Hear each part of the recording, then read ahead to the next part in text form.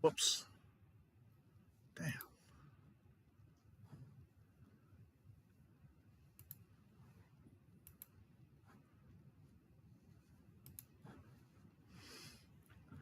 Yeah. Okay. So here is content live. So I should be able to get a link from here.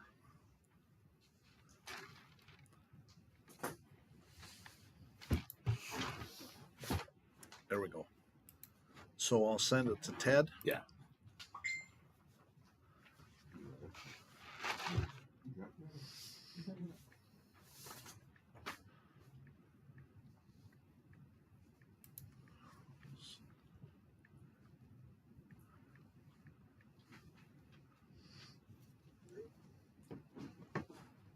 Okay, so you have a medical doctor to testify to your saying?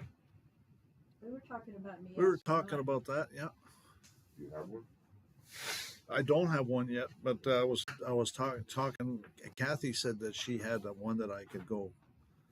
Ted Eldon. Yeah. Or Ted at abodia.com, Yeah. right? Yeah, that's it.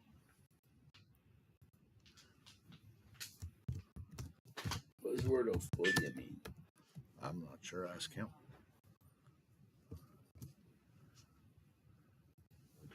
Okay, there. I just sent it to him.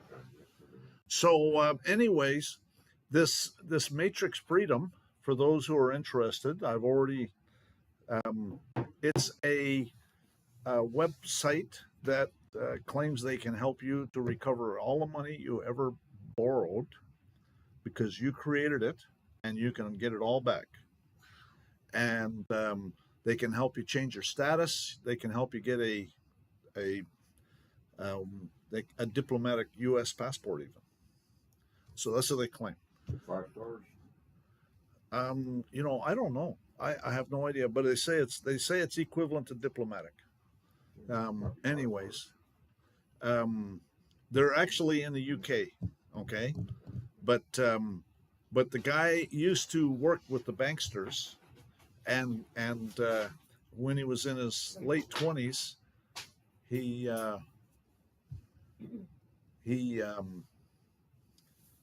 I guess he found out some stuff and so he decided to quit playing along with them and went on his own, basically. It's what happens is people have higher ethics than some of the other ones, Anyways, so on this address talk about PO box. That's fine. I don't see a problem with it. If you want, the signature page. Let's look on yours, Steve. Have you got the? Where you work on there? So what you do wherever you're born. Where were you born? Texas, California. Okay, so you go to Vital Statistics in California. You want their head office wherever it is, and you put it down here. Okay, and then so.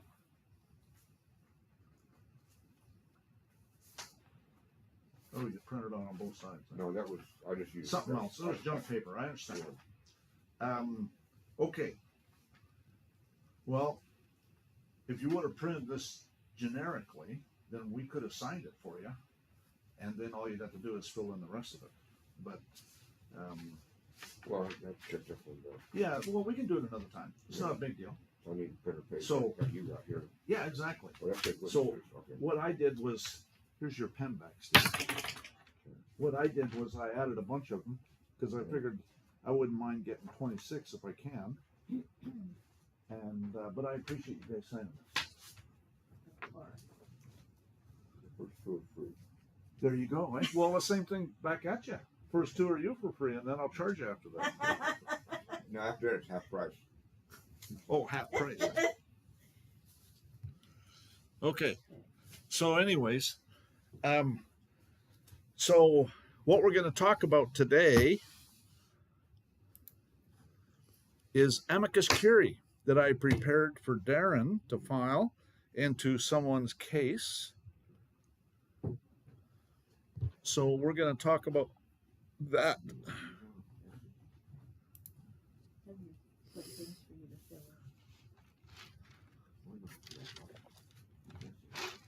out? So what I'm planning on doing with those,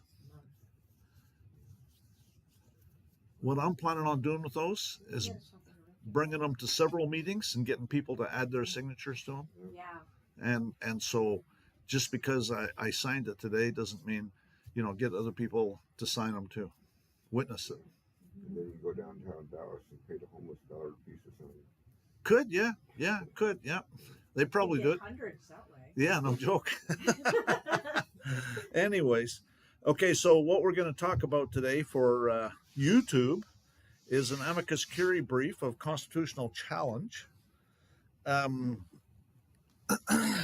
Amicus curiae is a friend of the court, and so we're filing it on behalf of someone who's filing a petition for a writ of prohibition. And so it's basically to support what's in the writ. It's actually above and beyond the writ because it brings in stuff that. So, anyways, can you hear me good on YouTube?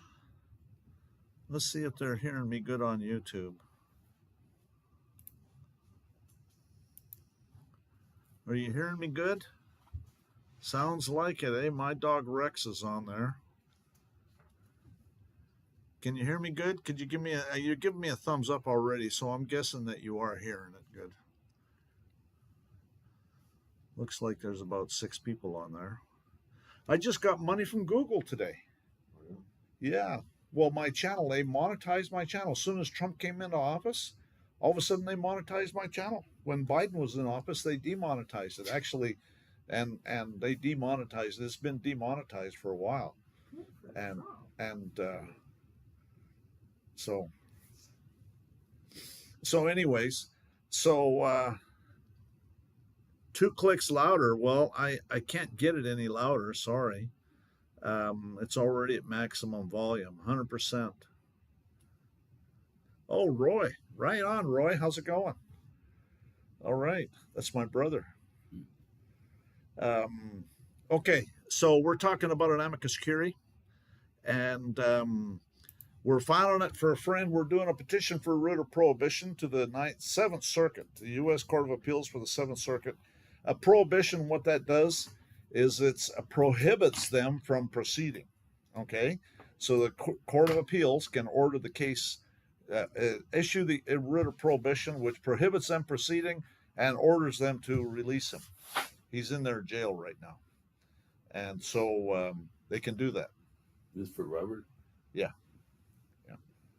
So anyways, comes now a friend of the court presenting an amicus curiae brief on behalf of Robert Dunlap, providing constitutional challenge to the 1871 Corporation at 16 Stat 419, domicile in the District of Columbia, and its minor estate at 31 CFR 363.6, and the National Bar Foundation are all violations of the organic laws as follows.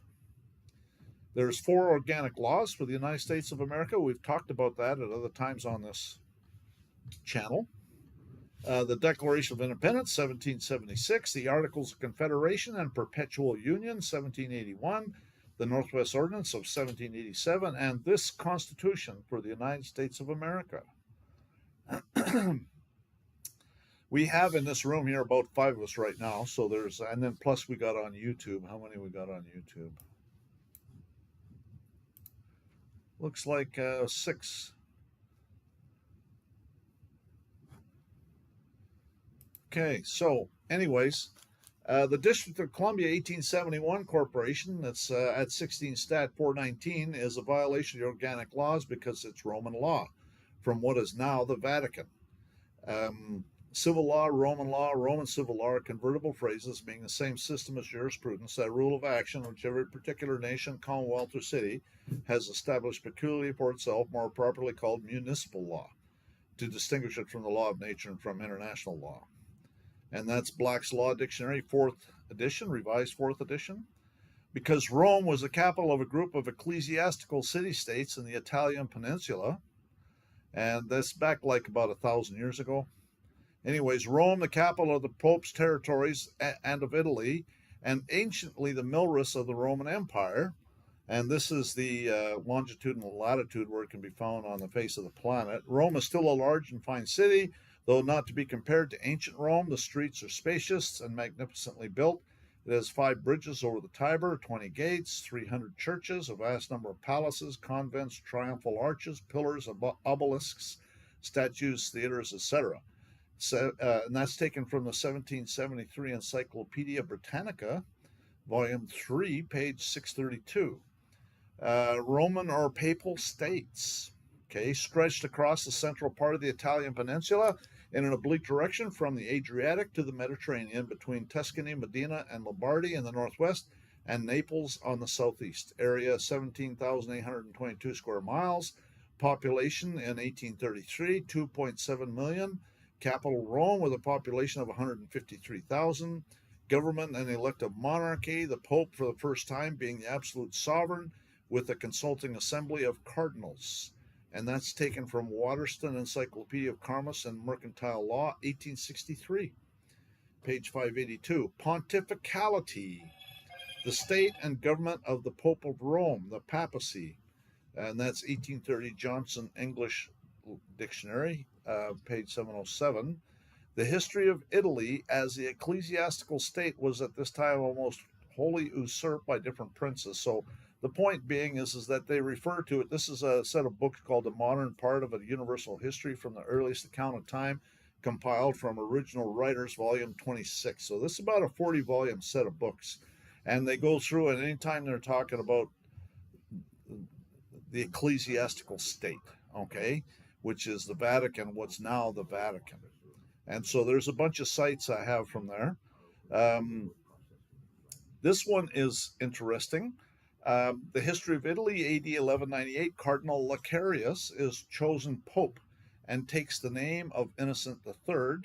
He receives allegiance from the prefect of Rome and requires homage from all in the ecclesiastical state.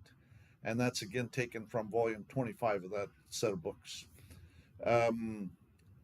And this is Encyclopedia Britannica. Again, civil or municipal law is that which every sovereign kingdom has or state has appropriated to itself. The appellation of municipal was originally confined to the laws of the municipia or dependent states. Okay, so that's the dependent states of Rome. But it came by degrees to signify all civil laws without distinction. The sovereign state can subsist without a supreme power or a right of commanding at the last resort. The supreme power of one age cannot therefore be fettered by an enactment of a former age. Anyways, that's taken from Encyclopedia Britannica or a New Dictionary of Arts and Sciences, 1771, volume 2, page 883, which violates Article 1 and Amendment, which requires Congress shall make no law respecting an establishment of religion. I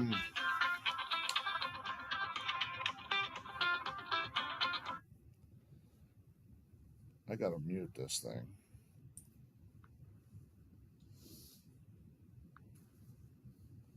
By the way, Darren.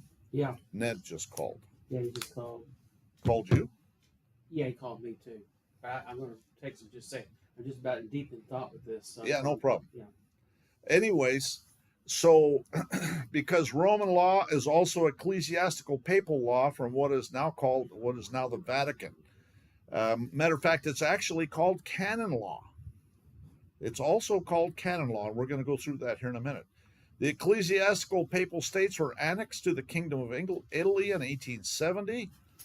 During and after the revolution, this is taken from Wikipedia. During and after the revolution of 1848, sentiment on the peninsula grew for the establishment of a unified Italian kingdom. Southern Italy had not been united with northern Italy since the early medieval period, being mostly under the rule of the Kingdom of Naples and the Kingdom of the Two Sicilies. Northern Italy in the early 19th century came under the domination of the Kingdom of Sardinia, which, besides its namesake island, also ruled the expansive Piedmont and Savoy regions along the French-Italian borderlands. The formerly Republican leader in southern Italy, Giuseppe Garibaldi, made common cause with the House of Savoy to overthrow the Kingdom of the Two Sicilies and the people voted in a plebiscite to join Sardinia to form the Kingdom of Italy in 1861. The Papal States and the city of Rome were annexed to the kingdom in 1870. So, as we know, living in America, states join the Union, and that doesn't change the nature of the state. Now, here there's a constitution, they have to follow the constitution, but did they have one for Italy? I don't think so. Anyways, so city of Rome were annexed to the kingdom in 1870, completing the unification of Italy. This kingdom lasted until the aftermath of World War II, when the 1946 Italian institutional referendum ended the monarchy, and so which failed to change the character of the Papal States being ecclesiastical. And in 1871, Congress approved an act to provide for government of the District of Columbia at 16 Stat 419. That all of the part of the territory of the United States concluded within the limits of the District of Columbia being the same as hereby created into a government by the name of the District of Columbia, by which name it is hereby constituted a body corporate for municipal purposes. So it's municipal law. I may contract and be contracted with, sue and be sued, plead and be pleaded, have a seal, and exercise all the powers of a municipal corporation. And is bringing the Vatican's Roman law onto the land of America, which uses fraud, deception, satanic to supersede and replace common law. There's no common law offenses against the United States, only those acts which Congress has forbidden with penalties for disobedience of its command or crimes. Under Texas law, no act or omission is a crime unless made so by statute. Which is what precipitated the War of Independence, is found in the Causes and Necessities for Taking Up Arms, 1775. Statutes have been passed extending the courts of admiralty and vice admiralty far beyond their ancient limits for depriving us of the accustomed and inestimable privilege of trial by jury in cases affecting both life and property, to supersede the course of common law and instead thereof to publish and order the use and exercise of the law martial, and for altering fundamentally the form of government established by charter. That's what Roman law does. Okay, there's no common law. We saw the misery to which this despotism would reduce us. Despotism is dictatorship. And that's taken from Causes and Necessities for Taking Up Arms, 1775. That's issued by the Continental Congress in 1775. It's also talked about some of the reasons for separation from the tyrant in the Organic Law, the Declaration of Independence. He's combined with others to subject us to a jurisdiction foreign to our Constitution and unacknowledged by our laws, which can only be talking about Roman law. He's combined with others, it says it right here, to subject us to a jurisdiction foreign to our Constitution, unacknowledged by our laws, giving his assent to their acts of pretended legislation, transporting us beyond seas to be tried for the pretended offenses. Well, gee, that sounds like the Sesta KV Act of 1666.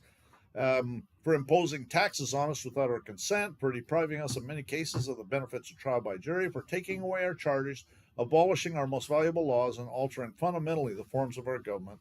This is all talking about Roman law, because the crown of England and the kingdoms of England and Ireland are owned by the Vatican. And this is Tomlin's Law Dictionary. And not long after this, by a general excommunication of the king and people of the several years, because they would not suffer an archbishop to be imposed upon them, King John was reduced to such straits that he surrendered his kingdoms to Pope Innocent III to receive them again and hold them of him under the rent of 1,000 marks. So he agreed to rent them back for 1,000 marks. So he turned them over to the Pope. So now it's all Roman law that's there. That's what caused the Magna Carta, because King John gave them to the Pope's ecclesiastical estate and gave them and to rent them back with the concessions to the Pope. 1213. We will establish a perpetual obligation and concession. We will establish that from the proper and special revenues of our said kingdoms, for all the service and customs which we ought to render for them, saying that in all things the penny of St. Peter, the Roman Church, shall receive yearly 1,000 marks sterling, namely at the feast of St. Michael 500 marks, and at Easter 500 marks, 700 for the kingdom of England, and 300 for the kingdom of Ireland. And thereby became a tool of the Pope. And the Pope's tool passed the Sesta KV Act of 1666. Yet still it was found difficult to set bounds to ecclesiastical ingenuity. When they were driven out of all their former holds, they devised a new method of conveyance by which the lands were granted not to themselves directly, but the nominal fees to the use of the religious houses. thus distinguishing between the possession and the use, and use being usufruct. That's Roman law again. And receiving the actual profits while the season of the land remained in the nominal fiafi, who was held by the courts of equity, then under the direction of the clergy. That's the Roman cult, folks, to be bound in conscience to account to assesticate use for the rents and emoluments of the estate. Well, that's taxes. Anyways, and it is to these inventions that our practitioners are indebted for the introduction of uses and trusts, the foundation of modern conveyancing. And that's taken from Tomlin's Law Dictionary, 1835 edition, volume 2, under the definition of mort main. And assesticate use is a fiction of law under the Pope's Roman law, invented by the praetors of Rome, under the pretense of doing equity. I mean, it's these people lay awake at night with this crap. Fictions of law were invented by the Roman praetors who, not possessing the power to abrogate the law, were nevertheless willing to derogate it under the pretense of doing equity. Fiction is the resource of weakness, which in order to obtain its object assumes as a fact what is known to be the contrary to the truth. When the legislature decides, legislator, okay, so this is all important words here, and this is Bouvier's Law Dictionary, 1856 edition, page 520. When the legislator decides to accomplish his object, he need not feign, he commands. Fictions of law owe their origin to the legislative usurpations of the bench. It's all coming from these bought and paid for whores masquerading as judges. But actually, fictions of law owe their origins to the legislative usurpations of the bench, which is why the founding fathers put in bills of attainder, because bills of attainder prohibited legislative acts that denied you due process. You got a trial without a judicial trial, which is also why bills of attainder were prohibited under the Constitution, Article 1, Section 9, Clause 3, and Article 1, Section 10, Clause 1. That's what you guys are being exposed to. It's a bill of attainder, as described herein, and was brought into America with the Code of Law for the District of Columbia, and that's in 1901. 31 Stat 1432, the legal estate to be the cesticate use, which is now codified at 31 CFR 363.6, which is also unconstitutional under the First Amendment, Article 1 an amendment, because Congress shall make no law respecting an establishment of religion. And a use is short for usufruct under the Vatican's Roman law. Those things which perish by capitis diminutio, of which kind are an usufruct, an obligation on the part of freeman contracted by oath, and matters enforceable by a statutable action, which is a type of a trust, which is a dead thing and has no rights, which means most, if not all, court cases are dealing with the Roman law of trusts, which means they're administrative law under the Vatican's Roman law. Courts ecclesiastical. Proceedings in the ecclesiastical courts are according to the civil and canon law by citation, libel, answer upon proof by witnesses, and after sentence for contempt by excommunication, and if sentence is disliked, by appeal. And we have these courts of appeal all over the place. Administrator, a person authorized to manage and distribute the estate of an intestate, or a testator who has no executor. In English laws, administrators are the officers of the ordinary appointed by him in pursuance of the statute. Their title and authority derived exclusively from the ecclesiastical judge by grants called letters of administration. Why do you think the president goes to see the Pope on his first international trip, or he did up until Trump? Trump went on his first term, he went to see the Pope, but he hasn't so far this year, and I don't know if he's gonna. But anyways, at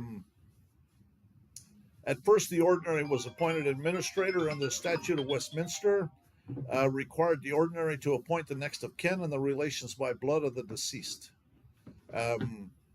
So this is Bouvier's Law Dictionary, 1883 edition, page 119, ordinary.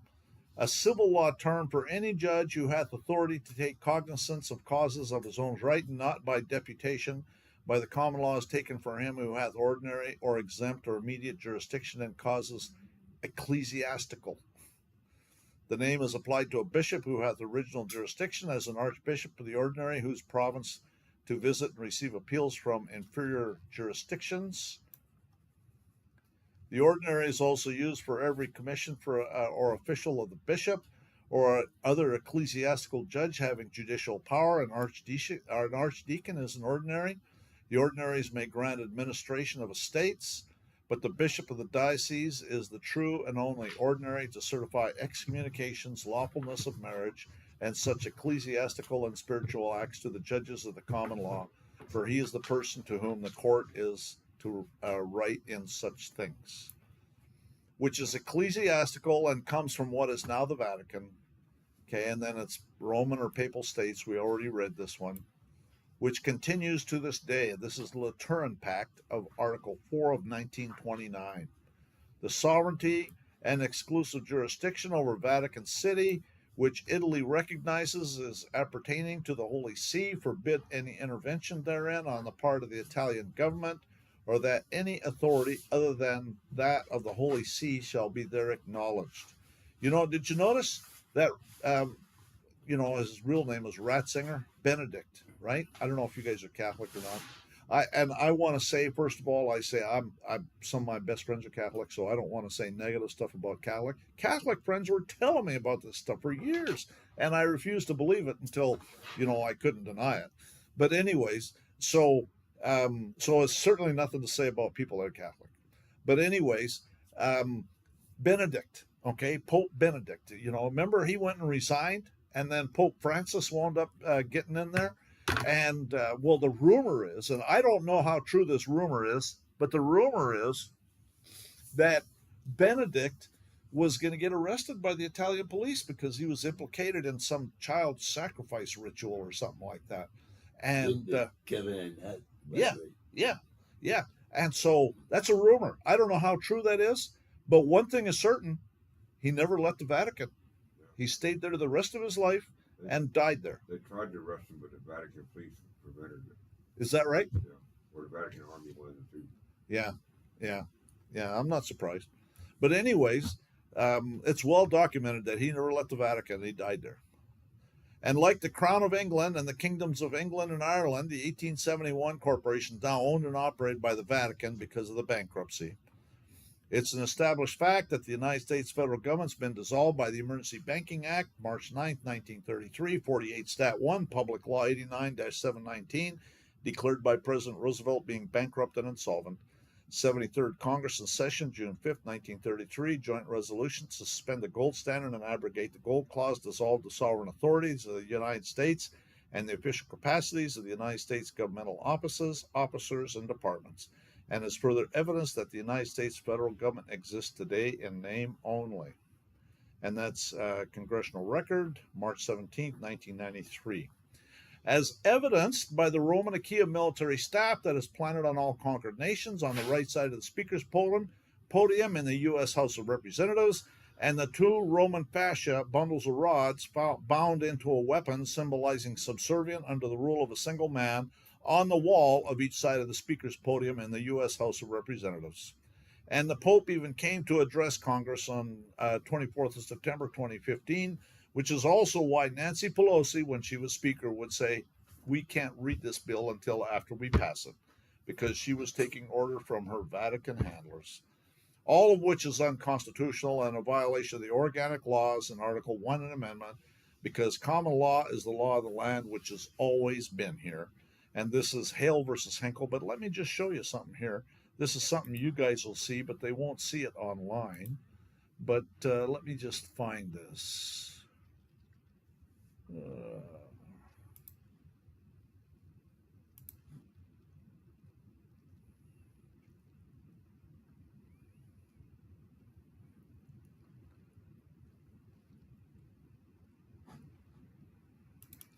Right there. That's a good picture of the Speaker's podium in the U.S. House of Representatives. And see the Roman fascists sitting there? See that Roman Achaia military staff is planted on all conquered nations. It's right there. And this is a picture of the Pope speaking on the 24th of September, 2015. Anyways, so let's keep moving.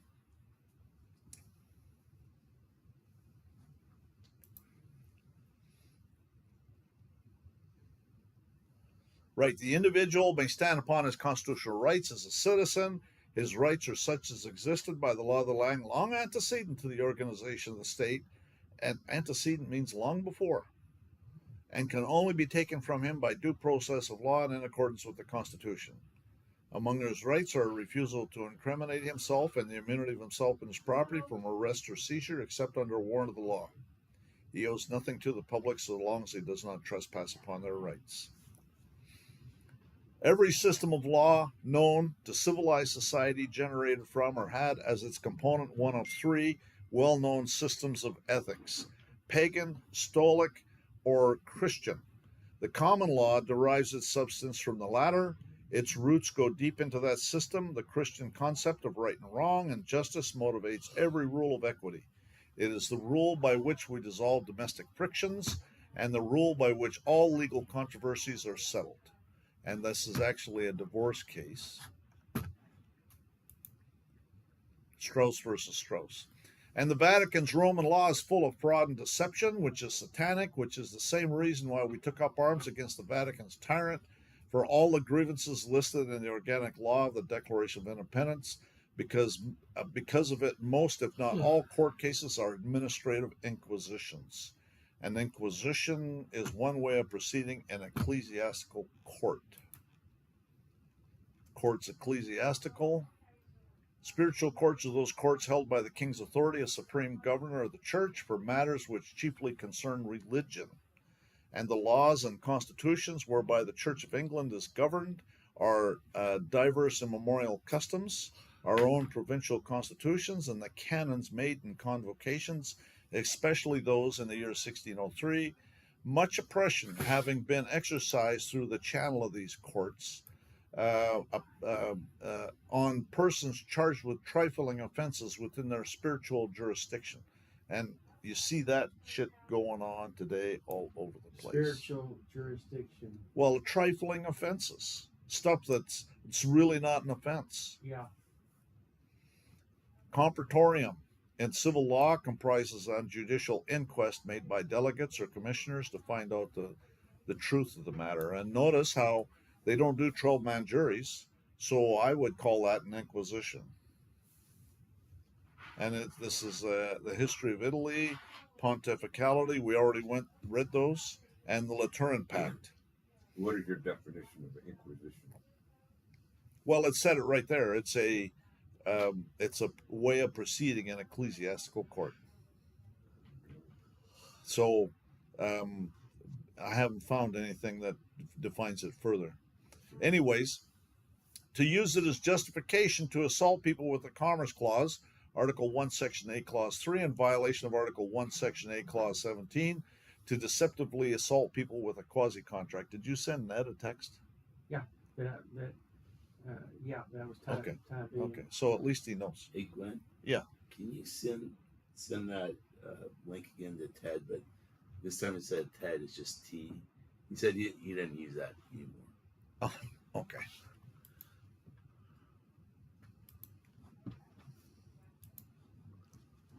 T at Cambodia.com. right.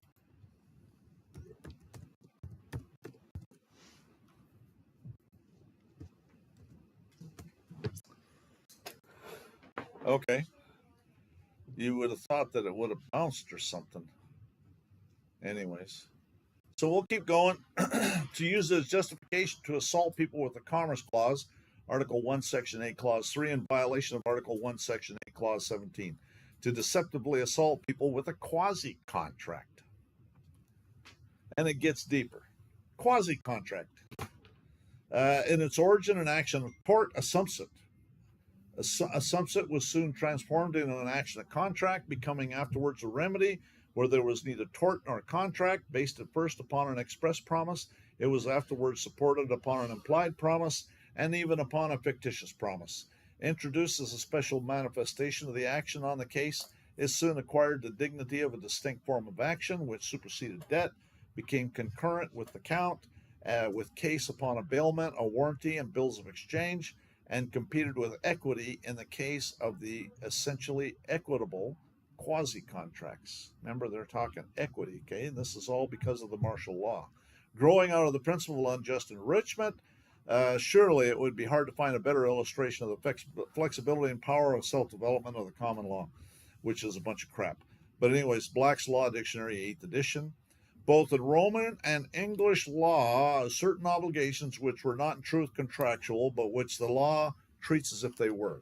They were contractual in law, but not in fact, being the subject matter of fictitious expansion of the sphere of contract to cover obligations which do not in reality fall within it. Salmon and Salmon on Jurisprudence, which requires the Vatican's minor estate, 31 CFR 363.6, U.S. citizen or other fiction. Constructive quasi-contracts are based solely upon the legal fiction or fiction of law, which is why they use the Vatican's fictitious minor estate under the Vatican's Roman law and fraud and deception of capitis diminutio. Okay, so that's the all block capital letters. Capitis diminutio is the destruction or kaput of the legal personality. Capitis diminutio, so to speak, wipes out the former individual and puts a new one in its place. And between the old and new, there is, legally speaking, nothing in common.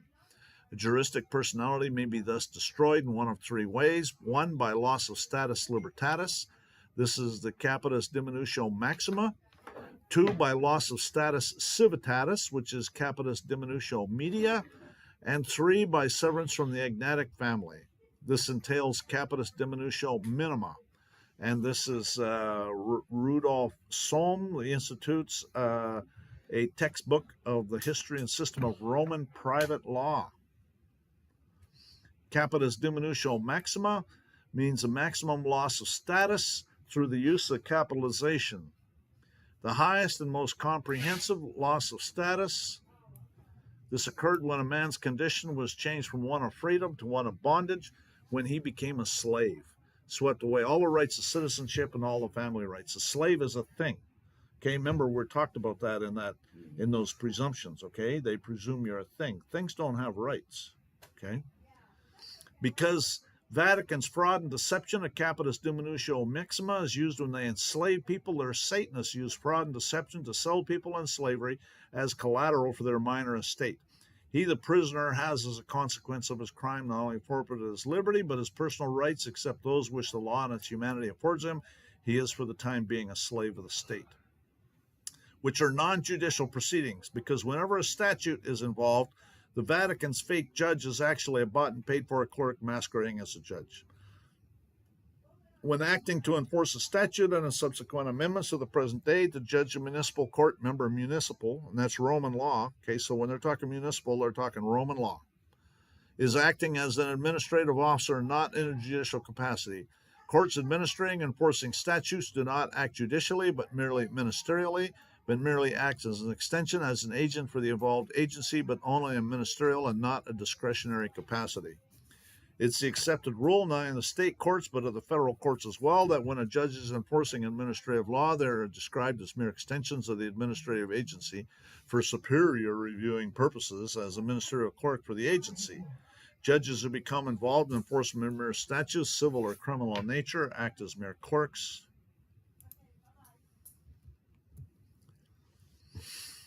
Of the involved agency, which why it's a bill of pains and penalties, similar to a bill of attainder, in violation of the organic law, Article 1, Section 10, Clause 1, and Article 1, Section 9, Clause 3. Bill of attainder means a legislative act. Remember, under fictions, it's the legislator and legislative usurpations from the bench, right? A bill of attainder means legislative acts, no matter what their form, that apply either to named individuals, okay, so they're ordering you, they're order a commitment, right? That's a named individual. Or to easily ascertainable members of a group in such a way as to inflict punishment on them without a judicial trial. So there's no judge. A bill of attainder is a special legislative act prescribing punishment without a trial for a specific person or group. You guys hitting the road? I'll be right back. I gotta go work. Okay. Well, that's a 4-letter word, but I understand. I'll be back next week. Okay. Tuesday evening. We'll be here. See you Tuesday. Tomorrow. See you later. Tomorrow night. No, tomorrow at the skating party. Yeah, 1 to 5. Are y'all gonna go to the skating party? I'm not. I'm not gonna be skating, but I'm gonna be there. I'm going to be there. Pizza. Pizza. I'll be there. I'll skate. I like roller Okay, skating. Okay, it's pretty good. I used to roller skate when I was a kid. Well, I did too, but well, A lot of water under the bridge, eh? Right. I understand. The Bill of Attainder, a special legislative act prescribing punishment without a trial for a specific person or group. Bills of attainder are prohibited by the U.S. Constitution. Bill of Pains and Penalties. Bill of Pains and Penalties, a legislative act, though similar to a Bill of Attainder, prescribes punishment less severe than capital punishment. So a Bill of Attainder is death penalty. Bill of Pains and Penalty is something less severe. Are included in the U.S. Constitution's bans on bills of attainder. Also means they have no authority to do anything judicial and fraudulently and deceptively presenting themselves as a court. Ministerial officers are incompetent to receive grants of judicial power from the legislature. Their acts in attempting to exercise such powers are necessarily nullities. Their legislative inferior court might be a superior court of general jurisdiction under some circumstances. A court of general jurisdiction is presumed to be acting within jurisdiction till the contrary is shown. But when a superior court of general jurisdiction undertakes anything that's in derogation of common law, it becomes quad hoc, an inferior court of limited jurisdiction. Quad hoc meaning for this proceeding only. All right, so let's look at some of these comments. Let's see. Yes, well, Ron Gibson is not a land patent lawyer, but he has done a bunch. He's pretty smart about it. He's not a lawyer, though.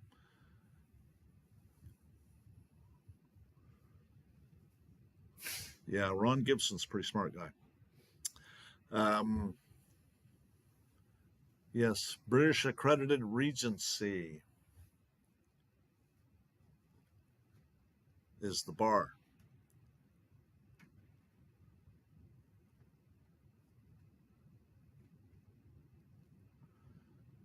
Oh, do they think God approves treating people this way? I agree. Their judgment day is coming. But if we don't clean it up ourselves, then we're going to get caught up in it.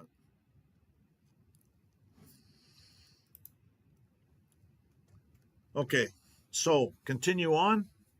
To be the statutes that would deprive citizens of the right of personal property without regular trial according to the course of use of common law would not be the law of the land.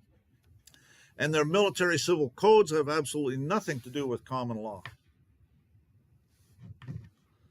When, therefore, a court of general jurisdiction proceeds under a special statute, it becomes a court of limited jurisdiction for the purpose of such proceeding. Where a court of general jurisdiction undertakes to carry out a special power, a decision made in the exercise of such power is treated as a ruling of a court of limited jurisdiction, and the presumption applicable to a court of general jurisdiction that it acted within the scope of its jurisdiction does not apply. It is familiar law that when special statutory authority in derogation of common law is conferred on courts of general jurisdiction, such a court of general jurisdiction becomes quad hoc, a court of inferior or limited jurisdiction. Therefore, it's actually an administrative hearing under the Roman law of trusts. Ministerial act is that act of a public officer required to perform in prescribed manner in obedience to mandate of legal authority without regard to his own opinion or judgment or opinion concerning such act propriety or impropriety when a given state of facts exists. Discretion, on the other hand, is power conferred on public functionaries to act officially according to the dictates of their own judgment. And this one I've already read. And this one I've already read. And this one I've already read. Which is fraud and deceptive because it's actually an executive agency working for the legislative branch. The word administrative is synonymous with the word executive.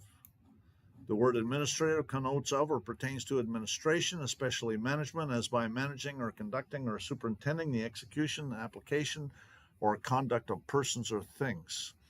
Thus, administrative acts are those acts which are necessary to be done to carry out legislative policies, right? So they're carrying out, so that's the legislator. And purposes already declared by the legislative body. So you're a legislator. So this is not a judge. When the legislator desires to accomplish his object, he need not feign, he commands.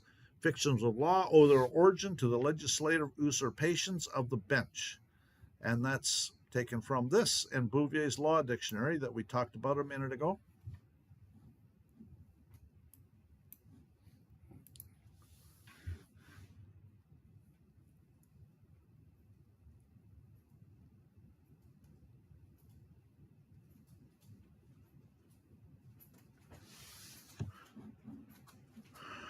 Yeah, I was unaware that Ron Gibson was a lawyer. I could be wrong.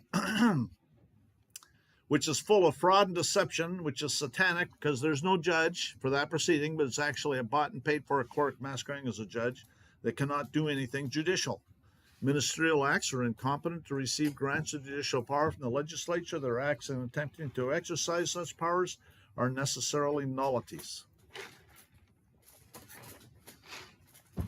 Where there is no jurisdiction, there is no judge, the proceeding is as nothing.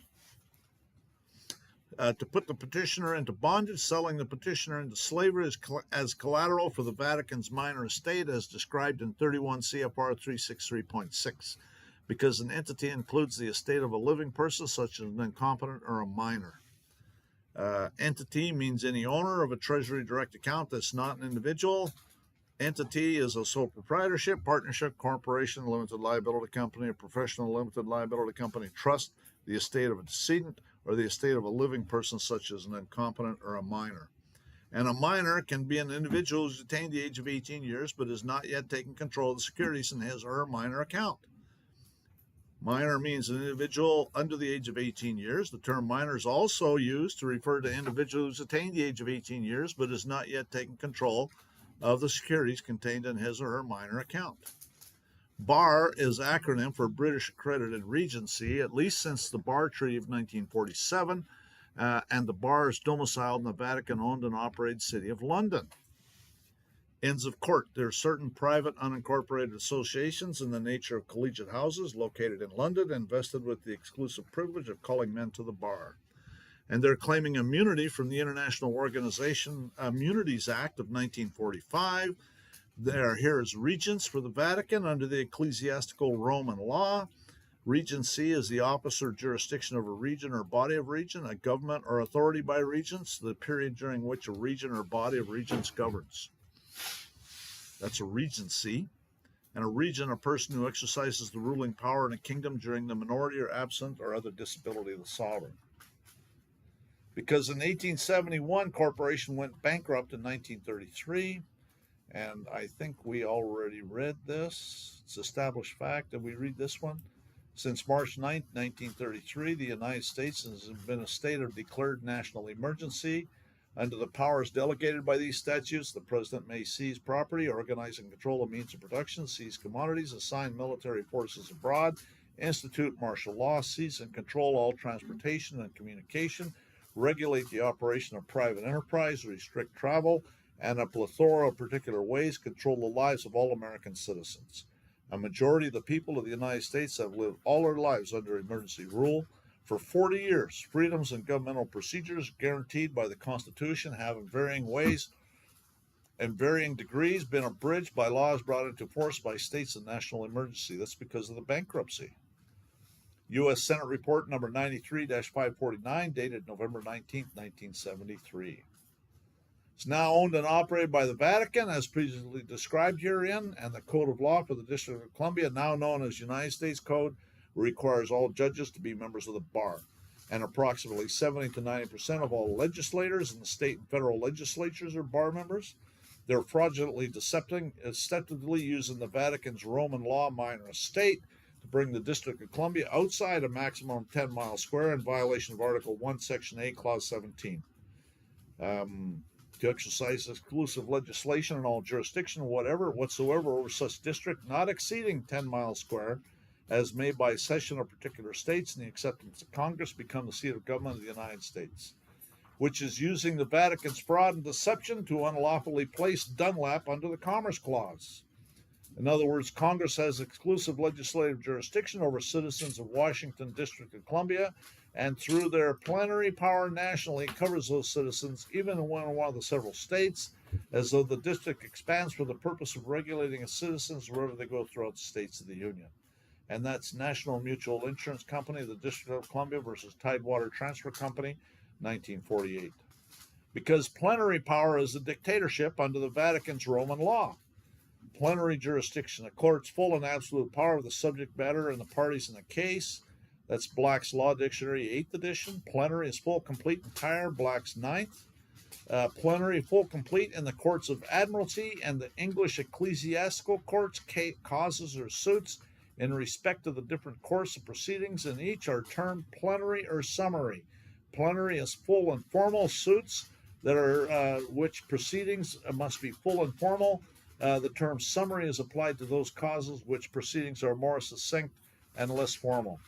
And that's Bouvier's Law Dictionary, 3rd revision, 8th edition, volume 2, page 2612. Hey, Glenn. Yo. Earlier it said that the bar was domiciled in the Vatican. The bar is domiciled in the Vatican's owned and operated city of London.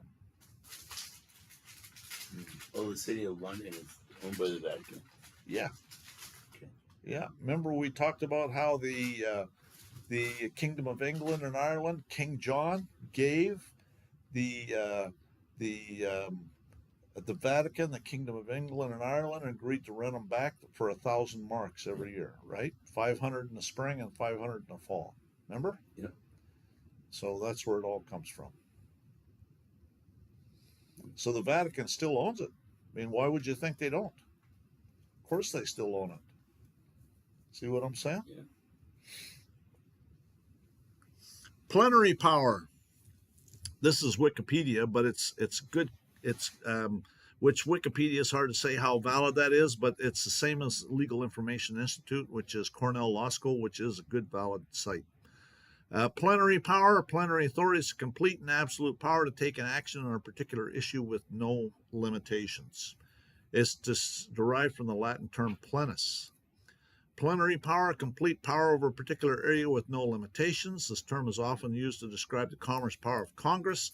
Under the Commerce Clause, Article 1, Section 8, Clause 3, Congress is granted full power over interstate commerce. The court has found that states are not able to pass laws affecting interstate commerce without the permission of Congress. Most of all, not all court cases are administrative proceedings. Let's see what the comments are.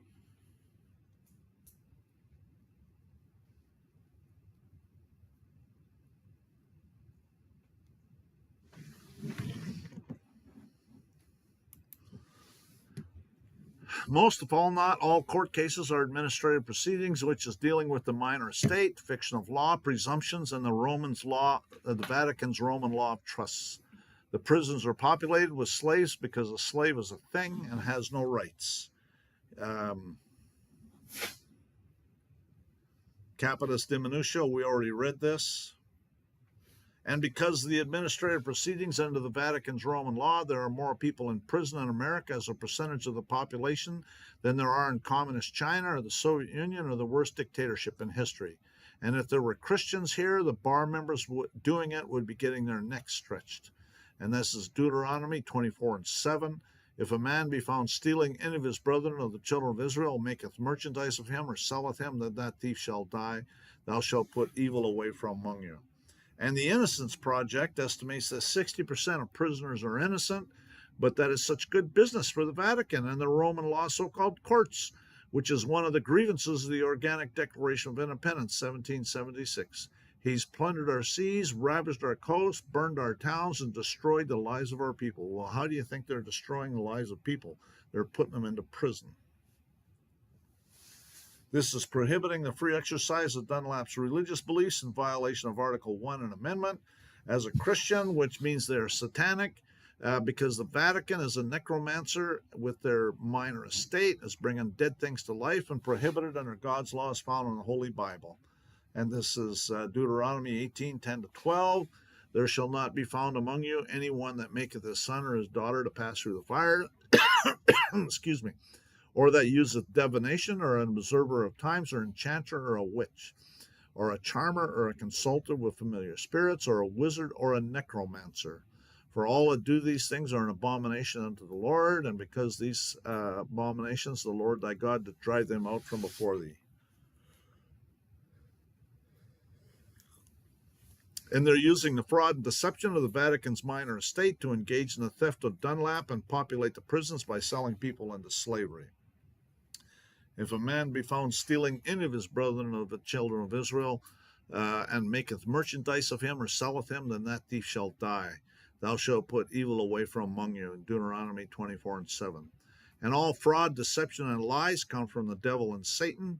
You have your father the devil, and the lust of your father you will do. He was a murderer from the beginning, and abode not in the truth, because there is no truth in him. When he speaketh a lie, he speaketh of his own, for he's a liar and the father of it.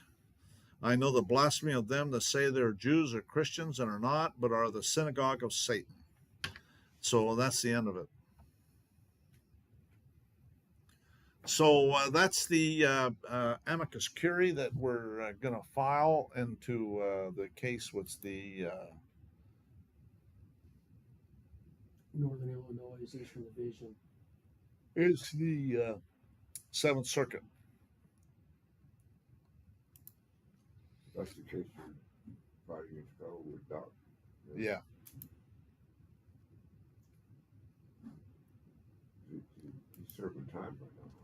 Well, Not he's convicted yet. hasn't been convicted yet, Okay, but cool. they won't release him on bond either. Oh, no? So it's political. It's what it is, and so we'll see. You know, that's why we're doing a petition for a writ of prohibition, because they've denied his due process a whole bunch of ways, and so you know that's the remedy when they deny due process is you build a case for it, Mhm. and then you do a petition for a writ of prohibition, because that's the remedy for denials of due process. You try to rid of habeas corpus. Yeah, we've already done that. Didn't work. Yeah, yeah. So what did they got against him? Well, he's a CEO of a cryptocurrency company, and so he was actually he did some stupid things, but you know, You're on the air right now. yeah, I know. So He made mistakes. Yeah, get off the air. he Talk did some about it. things that I wouldn't do, that's for sure. But you know, at any rate, so we're trying to help him as much as possible, creating appealable issues, and I think that that you know, who knows? You know, you just got to do the best you can do. Anyways, so that's the end of this live stream. I guess what we'll do is we'll probably end the live stream. We've been going on for an hour. So does anybody online have any questions? If you send me an email, I'll send you the Word file. I might even upload the Word file to the channel, to the in the comments comments of this video. What I had to do is upload it to Google and put a link to it in the comments to in the YouTube channel or YouTube video comments. But keep in mind that I'm not going to give you permission to change it. Okay, I never ever give permission to change it. If you want it, download it. You can have it on your hard drive. You can save it and do whatever you want with it. But I'm not giving you permission to change it, because what's up to in Google is going to stay there exactly the way it is.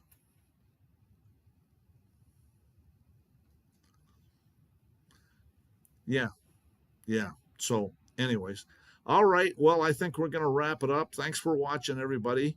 And we're going to be doing these pretty regular now, Wednesday nights, and we're doing them on Tuesdays, and we're doing let's see, Friday nights I do a live stream too. So we're doing like 3 of them a week, and then plus I'll be uploading a few videos.